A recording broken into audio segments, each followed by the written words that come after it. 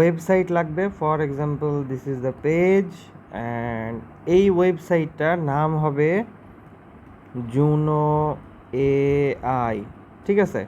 আর ওয়েবসাইটের নিচে আমার ওয়েবসাইটের ইউআরএল www.pweai.com, এটা উল্লেখ করা থাকবে। প্লাস আমার ইউটিউব চ্যানেল আছে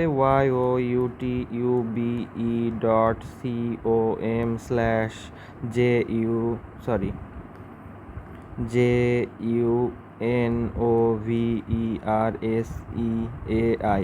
ও আর তার আগে এই পজিশনে অ্যাকচুয়ালি হবে @জুনোভার্স এআই। সো এটা হলো আমার ইউটিউব লিঙ্ক। তো এইখানে ওয়েবসাইটটার কাজটা এটাই হবে যে ওয়েবসাইটে কিছুই থাকবে না, ওয়েবসাইটে শুধুমাত্র দুইটা বাটন থাকবে। সো এইখানে এই সাইডে একটা বাটন থাকবে, এটা হলো রেড কালারের, আর এই সাইডে একটা বাটন থাকবে, এটা হলো ব্লু কালারের। তো কোনো ইউজার যদি এসে এখান থেকে রেড বাটনটাতে চাপ দেয় তাহলে কিছুই হবে না, এই পেছনের যে ব্যাকগ্রাউন্ড যা আছে সব কিছু এটা রেড কালারের হয়ে যাবে।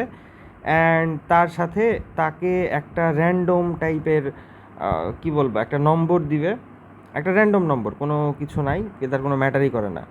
আর কেউ যদি এই যে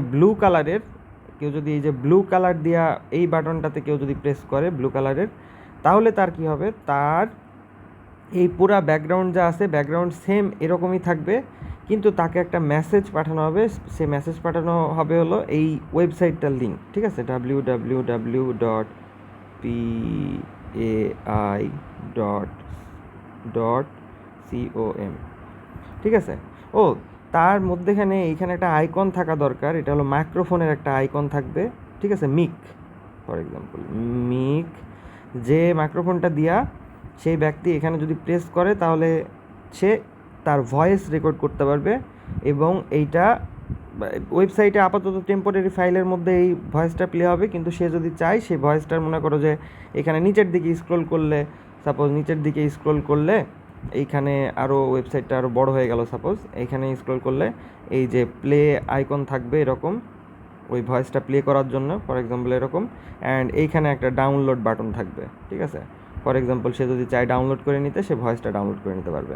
তো এই হলো টোটাল ওয়েবসাইট, এই ওয়েবসাইটটা আমাকে বানাই দাও। আর অবশ্যই আমার ইউটিউব চ্যানেলের লিঙ্কটা এটা যেন প্রমোট করো।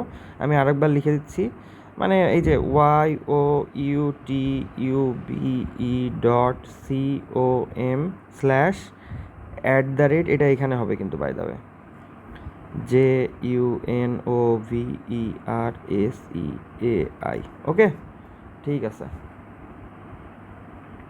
তো এই ওয়েবসাইটটার টোটাল কোডটা, বাই দ্য ওয়ে আমি বলতে ভুলে গেছি, এই ওয়েবসাইটটার টোটাল সব কোডগুলো আমাকে আউটপুট করে দিবা হলো একটা সিঙ্গেল HTML ফাইলে, ঠিক আছে, যেটা আমি একদম ডিরেক্টলি কপি করে যাতে আমি ব্রাউজ করতে পারি এবং এই ফাংশনালিটিগুলো ইউজ করতে পারি, ঠিক আছে।